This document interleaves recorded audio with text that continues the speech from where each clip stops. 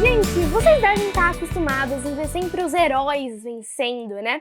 Mas e se eles fracassassem? Quem tomaria o lugar? No livro de hoje a gente vai ver como seria se isso acontecesse. Meu nome é Júlia Calisto e hoje eu vou falar sobre O Destruidor de Mundos, da autora Victoria Aveyard. Esse ano eu faço parte do time de leitores da editora Companhia das Letras e eles me mandaram esse livro aqui, junto com esses dois brindezinhos que eu vou mostrar pra vocês. Eles me mandaram esse marcador aqui, escrito "Quando os heróis fracassam, quem deve empunhar a espada?", que eu usei durante a leitura inteira, e também esse mapa do lugar onde se passa a história. O Destruidor de Mundos foi publicado em 2021 pelo selo Seguinte, que é um dos vários selos da editora Companhia das Letras. Esse livro aqui, gente, ele é o primeiro de uma nova série da Victoria Aveyard, que é a mesma autora de A Rainha Vermelha, que é uma série que ficou bem famosa, né? Atualmente eu não posso ler por causa da minha idade, mas eu tenho bastante curiosidade em conhecer. Aproveitando que eu já mencionei a idade, essa é uma coisa que eu quero falar pra vocês logo no comecinho do vídeo. O Destruidor de Mundos é recomendado para pessoas que tenham a partir de 14 anos, mas vou explicar para vocês o porquê de eu ter lido. Quando eu vi a capa de Destruidor de Mundos, li a sinopse, eu achei que a história poderia ser muito boa. E eu já fiquei, nossa, quero ler, assim que possível, quero conhecer essa história. E aí, quando o livro chegou aqui em casa pela editora, eu fiquei muito feliz, porque eu tinha ganhado um livro que eu já queria ler, né? E, como sempre, eu fui pesquisar a classificação de idade e foi aí que eu vi que era para 14 anos. Só que como eu queria muito ler, eu, junto com meus pais, fomos atrás de saber qual era o conteúdo sensível para essa classificação. E foi aí que a gente viu que, por o livro ser um livro de fantasia medieval, onde as pessoas usavam espadas, lanças, adagas como armas, os personagens passavam boa parte do tempo andando tanto a cavalo como a pé, de vez em quando em barco a remo ou barco a vela, teriam algumas batalhas mais nesse estilo medieval e coisas um pouco mais fortes nesse sentido. E eu já tinha entrado em contato com esse tipo de conteúdo outras vezes. Por exemplo, em Senhor dos Anéis, nos filmes de Senhor dos Anéis, em Naruto. E foi por isso que meus pais liberaram a leitura, vendo que era por isso a classificação indicativa. Mas se você que está assistindo esse vídeo tiver menos do que 14 anos e quiser ler O Destruidor de Mundos, conversa com seus pais direitinho, fala com eles antes de começar a leitura, tá bom? Mas agora vamos começar a falar sobre esse livro. Tudo começa com o Theristan, o nosso vilão, que está abrindo fusos de outras esferas para a esfera de Todala, que é onde se passa essa história. E dessas outras esferas vão vir alguns monstros que podem destruir completamente Todala. Eu sei que podem aparecer alguns nomes um pouco estranhos, um pouco confusos aí no decorrer da história, mas você vai se acostumando. O fuso é a mesma coisa do que portais de um mundo para o outro e esfera é a mesma coisa que mundos. Uma equipe de heróis bem preocupada com isso vai se juntar para tentar impedir o Theristan. Então, para isso eles vão precisar de uma espada de fuso, que é uma espada especial, e uma pessoa que tem o sangue de Cor, que é uma linhagem muito antiga e também muito poderosa. A pessoa que tem esse sangue de Cor nessa equipe é um rei chamado Cortael. Então, quando eles chegam lá no lugar para fechar o fuso, o Theristan chega também junto com o companheiro dele, o Ronin, o feiticeiro vermelho. E aí eles liberam os monstros e aí começa uma luta gigantesca. E acaba que muita gente dessa equipe morre, só 2 pessoas ficam vivas. O Hendrik, que é um escudeiro que acaba fugindo com a espada do fuso, e o Dom, que é um imortal. O nome dele, gente, não é Dom, o nome dele é Domecridhan. Só que se eu for ficar falando Domecridhan toda hora, vai ser meio complicado, né? E como o apelido dele é Dom, a maioria das vezes o pessoal chama ele assim no livro, eu vou usar esse apelido dele aqui também. E sobre ele ser imortal, mais pra frente no vídeo eu vou explicar pra vocês. O Dom fica muito preocupado com isso, e então ele vai falar lá com a tia dele sobre os fusos, sobre o Theristan. Só que a tia dele acaba não dando muita importância, porque os imortais teriam uma válvula de escape caso Todala fosse destruída. Só que a prima dele acaba falando, não, Dom, você tá certo, a gente realmente tem que fazer alguma coisa, porque senão muitos mortais vão morrer. Então ela resolve sair espalhando essa mensagem por vários reinos, falando que eles precisavam se unir para impedir o Theristan de destruir Todala. Enquanto isso, o Dom vai atrás de uma pessoa que tem o sangue de Cor. E para isso, ele vai precisar da ajuda de um humano mortal, porque a pessoa que tinha o sangue de Cor ficava nessa parte mortal de Todala, a parte que ele não conhecia. E depois de um pouquinho de perseguição, de um pouquinho de briga, ele vai se juntar com a Sorasa, uma assassina, que no começo só vai estar fazendo aquilo tudo por causa do dinheiro, mas a gente vai ver a mudança de pensamento dessa personagem. Juntos, os dois vão até a Corraine, uma menina de 17 anos que é filha de uma pirata muito famosa e muito temida. A Corraine sempre viu a mãe viajar e ela queria fazer aquilo também, navegar junto com a mãe. Só que ela tinha muito medo mesmo, que a filha entrasse no barco e se machucasse e também visse aquele lado pirata temida dela, né? Ela não queria que a própria Corraine pensasse aquilo da própria mãe. Então, por isso a Corraine acabava cuidando da parte do trabalho em terra, sabe? Ela cuidava das conversas, das negociações e etc. E ela é a pessoa que vai ter o sangue de Cor. Então, quando o Dom e a Sorasa propõem aquela missão pra ela vê um jeito de se aventurar. Já que a mãe dela não deixava ela navegar, ela iria encontrar outro jeito de se aventurar e viver suas próprias coisas. E é por isso que ela aceita essa missão e os três juntos vão partir nessa jornada. Só que, gente, essa equipe não tá nem perto de estar pronta. Várias outras personagens, várias outras pessoas vão entrando nessa equipe e uma delas é o Hendry, né? Que foi ele que ficou com a espada do Fuso, então ele era bem necessário nessa missão. Eu sei, pode parecer que eu falei demais aqui, mas esse é só o comecinho do livro. Afinal, o Destruidor de Mundos tem 560 páginas. A quantidade de páginas foi uma coisa que fez com que eu demorasse um pouquinho mais pra ler. E o começo também acaba sendo um pouco parado, porque os personagens ainda estão se juntando, estão tentando se aturar, sabe? Isso chega a ser até engraçado de vez em quando, porque eles ficam brigando a cada 5 minutos, então é bem divertida essa parte. Mas quando eles se juntam de verdade, param de brigar toda hora, a gente vai mergulhar de cabeça naquela história e vamos sentir como se a gente realmente estivesse lá. Uma coisa que ajuda bastante a gente ficar imerso na história são as descrições de personagem, de lugar. Essa é uma coisa que a gente vai ter bastante, sabe? E eu sei que tem algumas pessoas que não gostam muito de descrições e até pulam de vez em quando, mas eu pessoalmente, eu gosto bastante de saber exatamente como o personagem tá, exatamente como o lugar tá, porque isso me faz com que eu sinta, sabe, que eu esteja mais dentro da história ainda. Então essa é uma coisa que é um ponto positivo, assim, quando eu tô lendo. Todala, você vai poder perceber quando você estiver lendo que é um mundo muito grande mesmo. E às vezes você pode se perder ali nos nomes dos lugares que a gente vai ver. E uma coisa que me ajudou bastante enquanto eu tava lendo foi esse mapa aqui que eu mostrei pra vocês lá no comecinho do vídeo. Quando os personagens chegavam em um lugar novo, eu vinha aqui, por exemplo, eles estavam aqui. Aí agora eles foram pra cá, sei lá. E aí foi uma coisa que me ajudou a me situar durante a leitura. Ele também tá aqui no comecinho do livro, só que ele tá em preto e branco, ó, deixa eu mostrar pra vocês.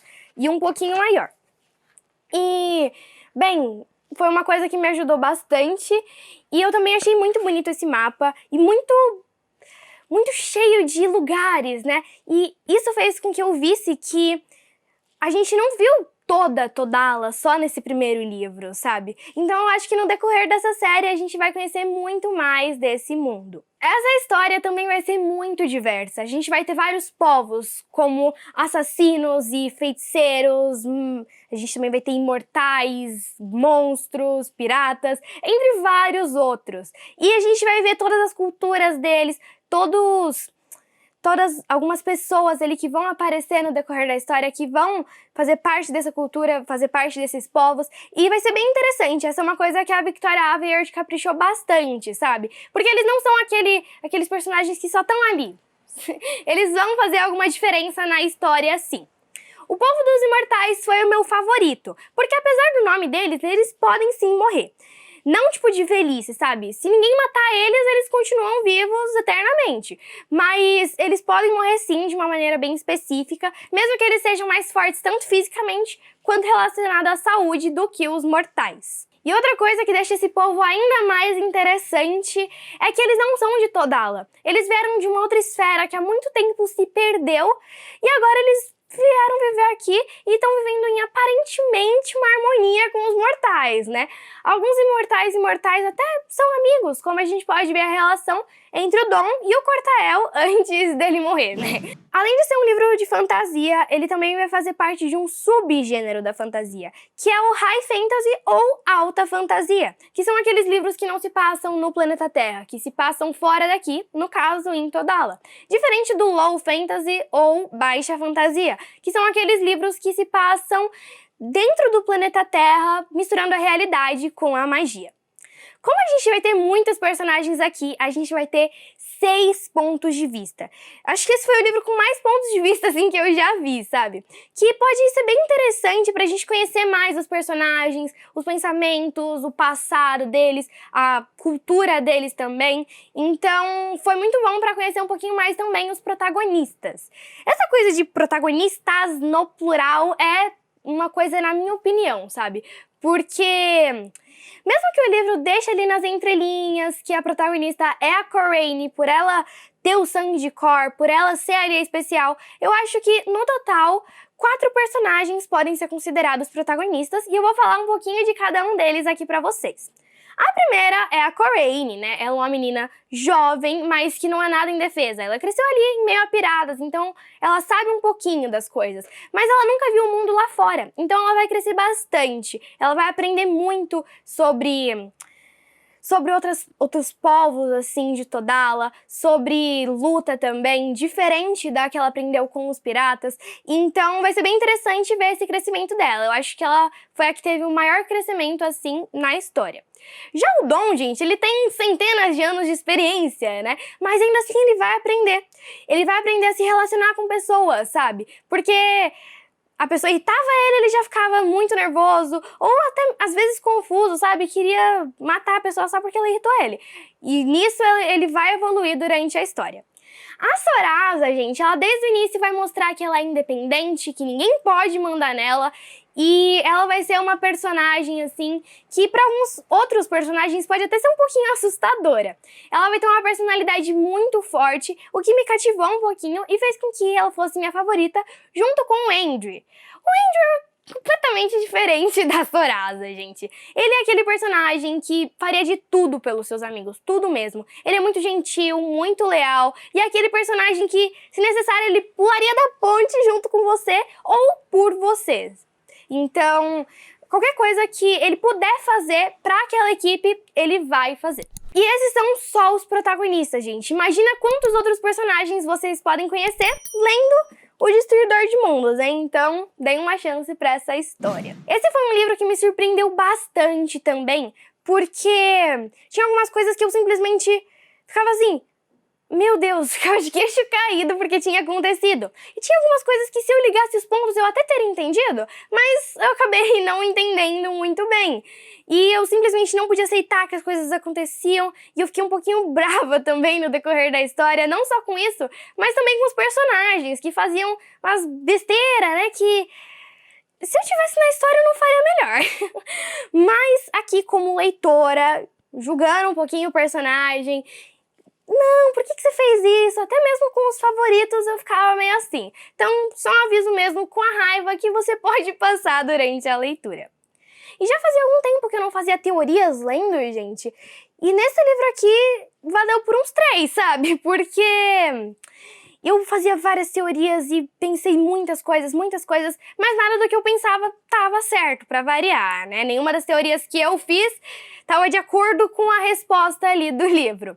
E esse é aquele tipo de livro que não importa se você já parou de ler, dei uma pausa, você vai continuar pensando. Por exemplo, tá almoçando, aí de repente, e se tal personagem fizesse tal coisa? Então esse é aquele tipo de livro que te prende tanto que, mesmo quando você para de ler, ainda fica na sua cabeça aquela história. Gente, eu espero que nesse vídeo você tenha encontrado motivos para ler O Destruidor de Mundos, da Victoria Aveyard. E agora eu vou ler a página 31 deles para você entrar um pouquinho no mundo de Todala e conhecer O Destruidor de Mundos. Então, continue aí!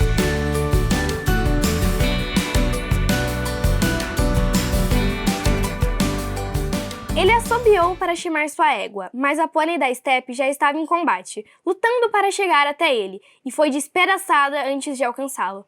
Esse também foi o fim de Surim. Andrew não tinha mais voz, nem sequer conseguia pensar em orar. No círculo, Cortael gritou de fúria, seus golpes voltando a ser ferozes. Com um giro da espada, derrubou a adaga de Theristan, a lâmina se afundando no barro. Com outro, desmontou a guarda de Theristan e cravou a espada de Fuso no fundo do peito do irmão. Andrew ficou paralisado, um pé no estribo, sem se atrever a ter esperança. O exército de cadáveres também parou, as bocas sangrentas abertas. Na escada, Ronin baixou as mãos, seus olhos escarlates arregalados. Theristan caiu de joelhos, a lâmina cravada em seu corpo. Abriu a boca de espanto. Sobre ele, Cortael observava sem alegria ou triunfo, o rosto imóvel, exceto pelo açoite da chuva. Você é o responsável por isso, irmão, ele disse, devagar. Mas ainda assim, peço seu perdão. Seu irmão se engasgou com dificuldade de formar as palavras. Não é culpa sua ter nascido primeiro. Não é culpa sua ter sido escolhido. Theristan balbuciou, fitando a ferida. Quando ergueu a cabeça, seus olhos pretos eram severos, resolutos. Mas você continua me subestimando, e isso sim é culpa sua. Com um riso de escárnio, ele tirou a espada do peito, a lâmina úmida e vermelha. Andrew não conseguia acreditar no que via. Fazia milhares de anos que esses sinos não tocavam em homenagem aos deuses, Theristan disse, voltando a se levantar, uma espada de Fuso em cada mão. Em volta dele, as criaturas soltavam ruídos estranhos, como risos de insetos estridentes. E não é pelos seus deuses que eles tocam hoje, é pelo meu. Por ele, pelo porvir.